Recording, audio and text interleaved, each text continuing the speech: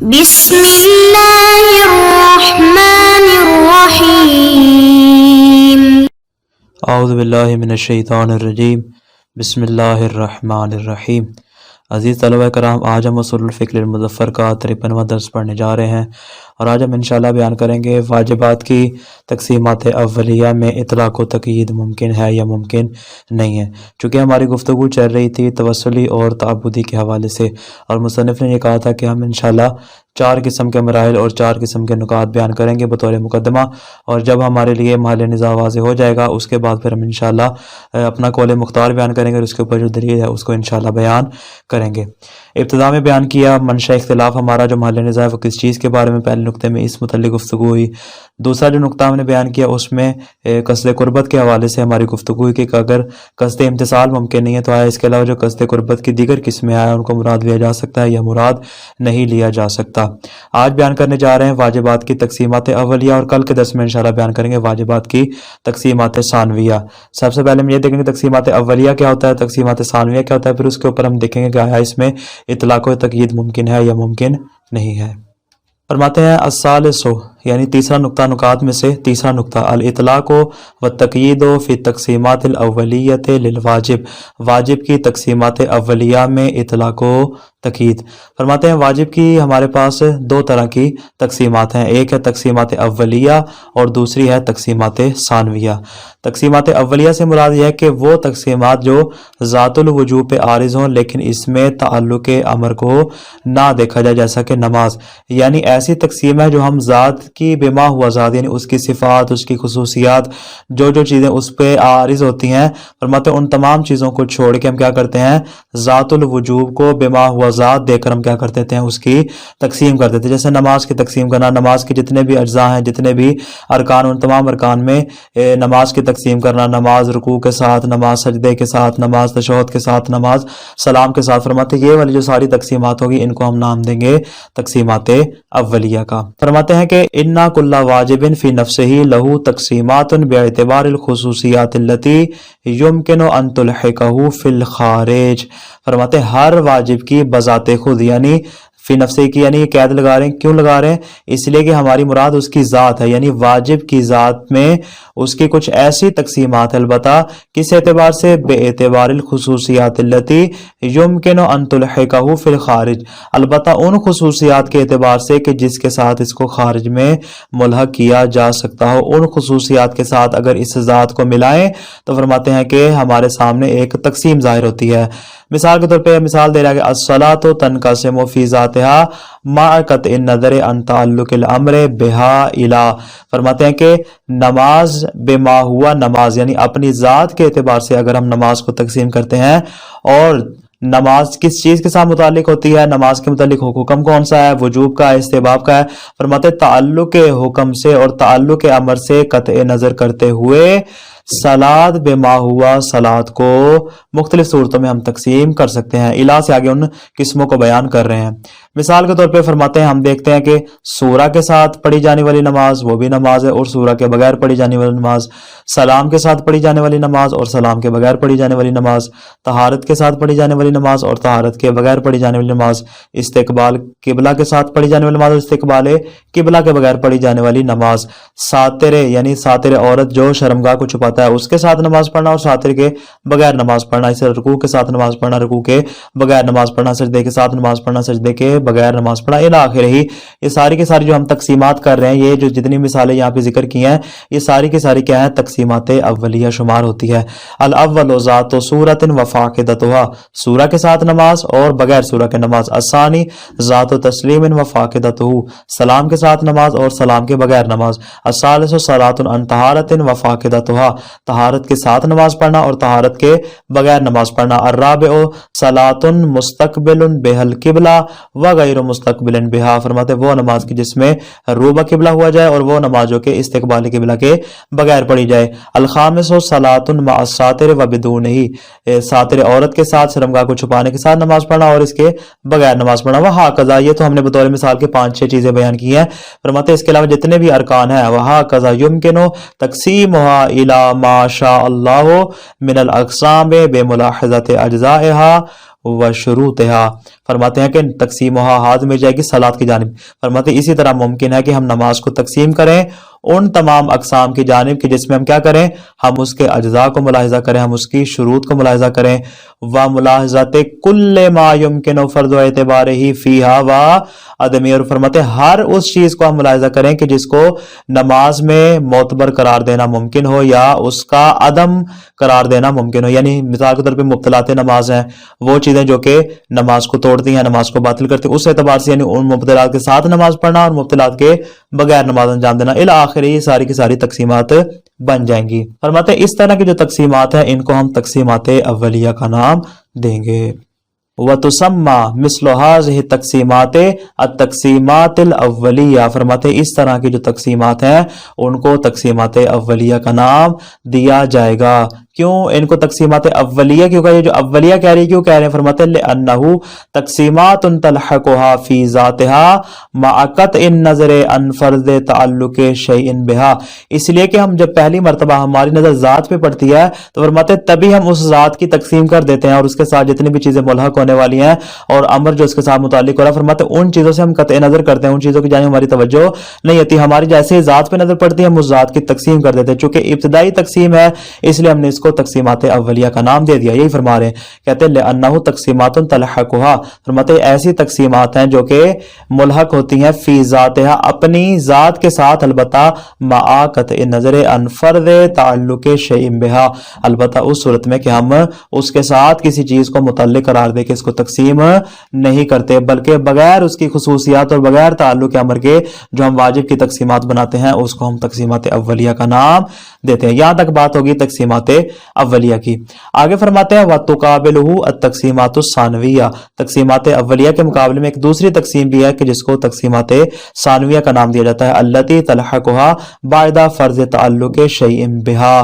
फरमाते ये उस सूरत में होती है कि जब हम क्या करते हैं किसी चीज को वाजिब के साथ मुताल्लिक करार देते हैं, यानी उसकी जो जात है उस जात के साथ हम किसी दूसरी चीज को फर्ज करने के बाद जो हम तकसीमात करते हैं उस तकसीमात को तकसीमात सानविया का नाम दिया जाता है। कल अमर मसलन जैसा कि हम अमर के बारे में गुफ्तगू करते हैं वैसे आते जिक्र इंशाल्लाह इसकी जो तफसील है तकसीमात अव्वलिया और तकसीमात सानविया की इंशाल्लाह आगे आ जाएगी। तो हमारे सामने दो तरह की तकसीमात आ गई, एक है तकसीमात अव्वलिया और दूसरी है तकसीमात सानविया। आगे फरमाते हैं कि तकसीमात अव्वलिया की पहले हम बहस करते हैं, फिर इंशाल्लाह तकसीमात सानविया की कल के दर्स में बहस का आगाज करेंगे। कहते हैं तकसीमात अव्वलिया में हमारी बहस जो है वो दो मकामात पे होगी, दो तरह से होगी। पहला है मकाम सुबूत या मकाम तसव्वुर या मकाम एहतिमाल, यानी एक चीज के आप तीन नाम ले सकते हैं, मकाम सुबूत भी कह सकते हैं, मकाम तसव्वुर भी कह सकते हैं, मकाम एहतिमाल भी कह सकते हैं। और दूसरा मकाम कौन सा है? मकाम इस्बात, मकाम तस्दीक या मकाम दलील। फरमाते ये भी इसके तीन नाम, इसको मकाम इस्बात कह लें, मकाम तस्दीक कह लें या फिर मकाम दलील कह लें। पहले हम एहतिमालात को बयान करेंगे, उसके बाद फिर देखेंगे कौन से एहतिमाल पे हमारे पास दलील मौजूद है या दलील मौजूद नहीं है। कहते हैं कि हम अगर मकाम सुबूत को देखें तो हमारे सामने मुमकिन तीन सूरतें बनती हैं, तीन तरह के एहतिमालात हमारे सामने आते हैं। एक है शर्त शय, दूसरा है शर्त ला और तीसरा है ला बेशर्त। ये तीन इस्लात इंशाल्लाह भी आगे इनकी तारीफ और मिसालें आ रही हैं। यानी ये तीन तरह के एहतिमालात हमारे सामने आते कब? जब हम तकसीमात अव्वलिया में मकाम सुबूत या मकाम तसव्वुर या मकाम एहतिमाल के हवाले से गुफ्तगू करते हैं। फ़इज़ा नज़रना इला हाज़िहि तक़सीमातिल अव्वलिय्यति लिल वाजिब, कहते हैं जब हम वाजिब की तकसीमात अव्वलिया की जानिब नजर करते हैं, जब हम देखते हैं फल हुक्म बिल वुजूब बिल क़ियास इला कुल्लि खुसूसियतिन मिनहा ला यख़लु फिल वाक़िअ मिन अहद एहतिमालातिन सलासा। तो फरमाते हैं कि वजूब का जो हुक्म हम कह रहे हैं नमाज वाजिब है, फरमाते हैं ये जो वजूब का हुक्म हमारे सामने आता है हर खुसूसियत के साथ अगर इस वजूब को मद्देनजर रखा जाए तो फरमाते यानी नमाज को रुकू के साथ मुकायसा करें, नमाज को सजदे के साथ मुकायसा करें, नमाज को तशहुद के साथ मुकायसा करें, नमाज को सलाम के साथ। फरमाते हैं वजूब को जब हर खुसूसियत के साथ उसका क़ियास किया जाएगा, उसकी निस्बत की जाएगी, ला यख़लु फिल वाक़िअ मिन अहद एहतिमालातिन सलासा, तो फरमाते हैं तीन एहतिमालात में से किसी एक एहतिमाल से खाली नहीं है। अल अव्वल, पहला एहतिमाल क्या है? अय्यकूना मुक़य्यदम बिवुजूदिहा, बिहा, हाथ में जाए खसूसियत, यानी उस वजूब को हम क्या कर दें, मुकय्यद कर दें इस खसूसियत के मौजूद होने के साथ। यानी वजूब तब होगा जब उसके अंदर इस खसूसियत की कैद मौजूद होगी, यानी हम क्या करते हैं, शर्त शय करार देते हैं, वयुसम्मा बेशर्त शय, इसलिए इसको शर्त शय का नाम दिया गया। यानी वहां पे वजूब के साथ हम उस खसूसियत की शर्त लगा देते हैं। आगे फरमाते हैं, मिसाल दे रहे हैं शर्त शय की, मिसलो शर्त तहारते वसातिरे वल इस्तिकबाले वसूरते वरुकुए वसुजूदे वगैरह मिन अज्जाइन व शराइत बिनिस्बत इला सलात। फरमाते हैं जैसा कि तहारत की शर्त, यानी नमाज कब होगी, जब उसमें तहारत मौजूद होगी। नमाज कब होगी, जब सातिर औरत होगा। नमाज कब होगी, जब इस्तिकबाल किबला होगा।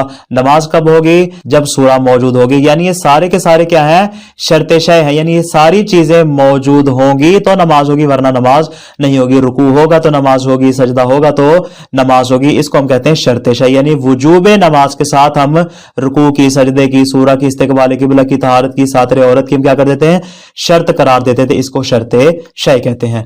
वगैरह मिन अज्जाइन व शराइत बिनिस्बत इला सलात। फरमाते इसी तरह नमाज की दीगर अज्जा और दीगर जो शराइत हैं उनको जब हम नमाज के साथ और वजूब नमाज के साथ उसका मुकायसा और निस्बत करते हैं तो फरमाते हैं कि ये सारे के सारे नमाज के एतबार से क्या शुमार होते हैं, शर्त शय शुमार होते हैं। यानी इन चीजों की शर्त लगाई गई है वजूब नमाज में। ये होगी पहली किस्म शर्त शय। अब दूसरी किस्म बयान कर रहे हैं शर्त ला को। फरमाते असानी अयकूना मुकय्यदम बे अदमहा। फरमाते हैं ऐसा वजूब के जिसमें शर्त लगाई गई हो बे अदमहा, इस खुसूसियत के ना होने की। ऊपर कहा था शर्त शय में उसके होने की शर्त लगाई जाए, दूसरी किस्म में क्या है कि उसके ना होने की शर्त लगाई जाए। वयुसम्मा बेशर्त ला, इसको शर्त ला कहते हैं। यानी ला से मुराद क्या है, ना होना, यानी इन चीजों का ना होना नमाज में और वजूब नमाज में शर्त करार दिया गया है। मिसालें दे रहे हैं, मिसल शर्त सलाते बे अदमिल कलाम। नमाज तब होगी जब उसमें आप कोई कलाम ना करे, कोई गुफ्तगू ना करे, बातें शातें ना करे। वल कह कहते कह कलाम पे, यानी बे अदमिल कहा। नमाज मशरूत है किसके साथ कि उसमें हंसा ना जाए। वल हदीस है, उसमें कोई बात ना की जाए। इला गैर ज़ालिका मिन कवातिस सलात, जितने भी मुब्तलात नमाज है सबको फर्ज करके हम क्या कर सकते हैं, ये सारे के सारे जो मुब्तलात नमाज है, हत्ता के जो मुब्तलात वुजू है कि जिससे ज़ाहिर वुजू बातिल हो जाएगा, नमाज भी बातिल हो जाएगी। मुब्तलात वुजू को भी फर्ज करके अगर आप नमाज के साथ उसका मुकायसा निस्बत करते हैं तो इनको शर्त ला कहते हैं। यानी नमाज में इनके ना होने की शर्त है। मुब्तलात नमाज भी नहीं होनी चाहिए और मुब्तलात वुजू भी नहीं होने चाहिए, इसको कहेंगे शर्त ला। और तीसरा हमारे सामने क्या आता है, अयकूना मुतलकम बिनिस्बत इलैहिमा। फरमाते हैं कि जो वजूब नमाज है, जो हमारे सामने वजूब आ रहा है, फरमाते हैं वो इसकी निस्बत क्या होना चाहिए, मुतलक होना चाहिए। मुतलक से मुराद क्या है, इस मुतलक की आगे वजाहत कर रहे हैं, अय गैर मुकय्यदिन बेवजूदिहा वला बेअदमिहा। ना उस चीज के मौजूद होने की उसमें शर्त लगाई जाए और ना उस चीज के मौजूद ना होने की शर्त लगाई जाए। यानी जो पहली किस्म है और दूसरी किस्म है दोनों इसमें मौजूद ना हो, ना शर्त शय हो और ना उसमें शर्त ला हो। ना उस खुसूसियत के मौजूद होने की शर्त हो, ना उस खुसूसियत के मौजूद ना होने की उसमें शर्त हो। फरमाते हैं इस किस्म का भी एक नाम है वयुसम्मा ला बेशर्तिन। फरमाते इसको ला बेशर्त का नाम दिया जाए। नहीं ऐसी एक खुसूसियत है कि जिसमें किसी किस्म की भी शर्त मौजूद नहीं है। आपने दोनों को आपस में मिलाना नहीं है। पिछली वाली थी शर्त ला, यानी वहां पे क्या था, ला की शर्त थी, अदम की शर्त थी, और यहाँ पे क्या ला बेशर्त, नहीं असलन कोई शर्त यहाँ मौजूद नहीं होती। ना वजूद की शर्त मौजूद होती है और ना ही उसके अदम की शर्त मौजूद होती है। मिसाल दे रहे हैं, मिसलो अदम इश्तिरात सलाते बिल कुनूते।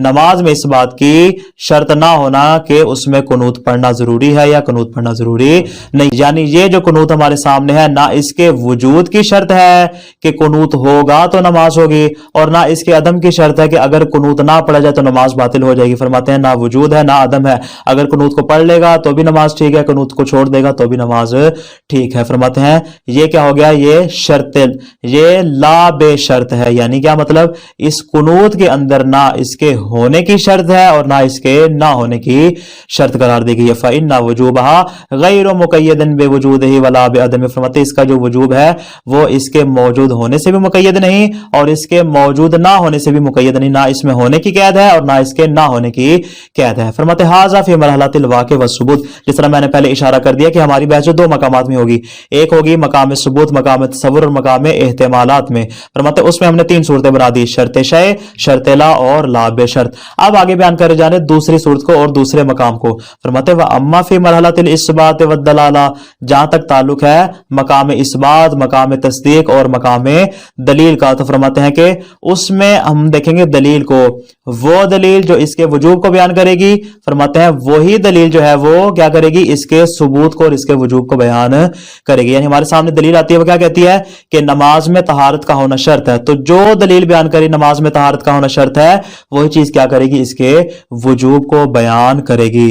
और जो दलील हमारे पास उसके अदम को बयान करेगी, नमाज में शर्त है कि उसमें कलाम नहीं होना चाहिए, उसमें हंसी मजाक नहीं होनी चाहिए, तो फरमाते हैं जो दलील इस बात पर दलालत करेगी कि नमाज में कहा नहीं होना चाहिए, वही दलील बयान करेगी कि इसके अदम का क्या नमाज के साथ ताल्लुक है। फरमाते दोनों सूरतों में जब हमारे पास दलील आ जाए उसके मौजूद होने पे और जहां हमारे पास दलील आ जाए उसके अदम को बयान करने के लिए, दोनों सूरतों में हम क्या करेंगे, उसकी दलील की इत्तिबा करेंगे। लेकिन अगर हमारे पास ना उसके मौजूद होने पे दलील हो और ना हमारे पास जो है वो उसके अदम पे दलील मौजूद हो, तो फरमाते अगर हमारे पास ना वजूब ना अदम दोनों सूरतों की दलीलें मौजूद ना हो, तो अब अगर हमें एहतमाल होगा कि आया इसको शर्त करार दिया जाएगा या शर्त करार नहीं दिया जाएगा, तो फरमाते हैं ये वाली सूरत आ जाएगी कि इसमें हम क्या करेंगे, असले इतलाक की तरफ रुजू करेंगे और वही हमारे लिए काफी शुमार होगी। व अम्मा फी मरहलतिल इस्बात व दलाला, जहां तक ताल्लुक है मरहला इस्बात का, मरहला दलील का, मरहला तस्दीक का, जिसको हमने तीन नाम दिए थे, फरमाते जहां तक इस बात का ताल्लुक है, चूंकि हमने मकाम सबूत में तो तीन सूरतें बयान कर दी और हमने कहा था मकाम सबूत में एहतिमालात बयान करेंगे और मकाम इस बात में देखेंगे इन तीनों एहतिमालात में से हमारे लिए कौन सा काफी होगा। फरमाते फ़इन्न दलील लज़ी यदुल्लु अला वजूब शैइन, वो चीज जो किसी चीज के वजूब पर किसी चीज के होने की क्या करती है, शर्त करार देती है। फरमाते वो दलील जो इस बात पे दलालत करेगी, इन दल्ला अला एतबार कैदिन फीह, अगर वो इस कैद के मोतबर होने पर दलालत करेगी, औ अला एतबार अदम ही, या दूसरी सूरत या उसके अदम को बयान करेगी, फ़ज़ाका तुम क्या करेंगे, वो दलील हमारे लिए हुज्जत होगी। अगर वजूब को बयान करेगी फ़ाबिहा, अगर उसके अदम को बयान करेगी तो भी हमारे लिए काफी होगी। लेकिन व इल्लम यकुन दलील मुतज़म्मिनन ले बयान तक़यीद बिमा हुआ मुहतमल तक़यीद ला वजूदा वला अदमा, लेकिन फरमाते हैं अगर दलील हमारे पास ऐसी मौजूद नहीं है कि जो क्या करे, तक़यीद को बयान करे, ना तक़यीद के वजूद को बयान करे और ना उसके अदम को बयान करे, यानी इन पहली दो सूरतों में से किसी सूरत को भी बयान नहीं करे, तो फरमाते क्या करेंगे, फ़इन्नल मर्जिअ फ़ी ज़ालिका हुआ असालतुल इतलाक, एहतिमाल की सूरत में, शक की सूरत में कि आया ये कैद है या कैद नहीं है, तो हम क्या करेंगे, असालतुल इतलाक की तरफ रुजू करेंगे, यही हमारे लिए काफी शुमार होगी। लेकिन किस सूरत में, फरमाते हैं इसकी भी एक शर्त है। असले इतलाक को साबित करने की एक बुनियादी शर्त यह है कि मुकद्दमात हिकमत इसमें मौजूद होने चाहिए। मुकद्दमात हिकमत इंशाल्लाह जब हम इतलाक को तकीद के बाब में जाएंगे वहां पे इसकी तफसील आ जाएगी। बतौर इजमाल और इशारतन बता दूं, मुकद्दमात हिकमत यानी मौला मकाम बयान में होना चाहिए, इतलाक को तकीद मुमकिन होनी चाहिए और मौला के लिए तकीद लगाना मुमकिन है, मौला ने इसके बावजूद तकीद ना लगाई हो, तो इन तमाम सूरतों में इन तमाम शराइत के होते हुए, मुकद्दमात हिकमत के होते हुए हम असल इतलाक की जानिब क्या करेंगे, रुजू करेंगे। फरमाते हैं कि इस मकाम में असालतुल इतलाक हमारे लिए हुज्जत है, लेकिन कब, इज़ा तवफ़्फ़रतिल मुक़द्दिमातुल मुस्सहिहतु लित्तमस्सुक बिअसालतिल इतलाक अला मा सयाति फी बाबिही व हुवा बाबुल मुतलक वल मुक़य्यद। फरमाते उस सूरत में कि जब हमारे पास वो मुक़द्दिमात हिकमत मौजूद हो जो असालतुल इतलाक के साथ तमस्सुक करने को सही करार दें, तो हम क्या करेंगे, असालतुल इतलाक से रुजू करेंगे। जब हमारे पास असालतुल इतलाक आ जाएगी, व बिअसालतिल इतलाक युस्तकशफु अन्ना इरादतुल मुतकल्लिम मुतअल्लिक़तुन बिल मुतलक वाक़िअन, हम असालतुल इतलाक हमारे लिए नतीजा देगी, रिजल्ट देगी किस बात का, कि मुतकल्लिम आमिर ने क्या किया है, जो इरादा किया है वो मुतलका किया है वाकई तौर पे, यानी क्या किया, उसके हुक्म का जो मुतअल्लिक है वो मुतलक है, मुकय्यद नहीं है। ऐ अन्नल वाजिब लम युखज़ बिनिस्बत इलल कैद इल्ला अला नहविल ला बेशर्त, यानी वाजिब को इस कैद के लिए बतौर अक्स किया गया, किस तरह से, बतौर ला बेशर्त, यानी ना उसमें قید کی شرط پائی جاتی ہے اور نہ اس کے نہ ہونے کی شرط پائی، یعنی دونوں صورتیں موجود نہیں، دونوں صورتوں سے نکل کر تیسری صورت میں آ جائے گا کہ جہاں پہ کسی قسم کی شرط وہ قرار نہیں دیتا۔ خلاصہ کیا ہوا آج کے درس کا کہ واجب کی ہمارے سامنے دو تقسیمات ہیں، ایک تقسیمات اولیہ اور دوسری ہے تقسیمات ثانویہ۔ تقسیمات اولیہ سے مراد ہے کہ جو صرف ذات پر عارض ہو اور کسی تعلق کو وہاں پہ مد نظر نہ رکھا جائے، فقط ذات بما ہوا ذات ہماری مراد ہوگی۔ تقسیمات ثانویہ سے مراد کیا ہے کہ جو تعلق کو مد نظر رکھ کر پھر واجب کو تقسیم کیا جائے، یہ پہلی صورت کا برعکس ہے۔ تقسیمات اولیہ میں بحث دو مقامات پہ ہوگی، ایک ہے مقام ثبوت اور دوسرا ہے مقام اثبات۔ مقام ثبوت میں ہمارے پاس تین احتمالات آتے ہیں، شرط شیء کا، شرط لا کا اور لا بشرط کا۔ فرماتے ہیں شرط شیء اور شرط لا جو ہے دلیل کے تابع، دلیل ہوگی تو شرط شیء ہے، دلیل ہوگی اگر اس بات پہ کہ اس چیز کا عدم ہونا چاہیے تو فرماتے ہیں لا، تو اس صورت میں شرط لا ہے۔ لیکن فرماتے ہیں اگر ہمارے پاس نہ شرط شیء پہ دلیل نہ شرط لا پہ، ہمارے پاس لا بشرط، تو اس صورت میں فرماتے ہیں اصالت اطلاق ہمارے لیے کیا ہوگی؟ حجت ہوگی۔ والسلام علیکم ورحمۃ اللہ وبرکاتہ۔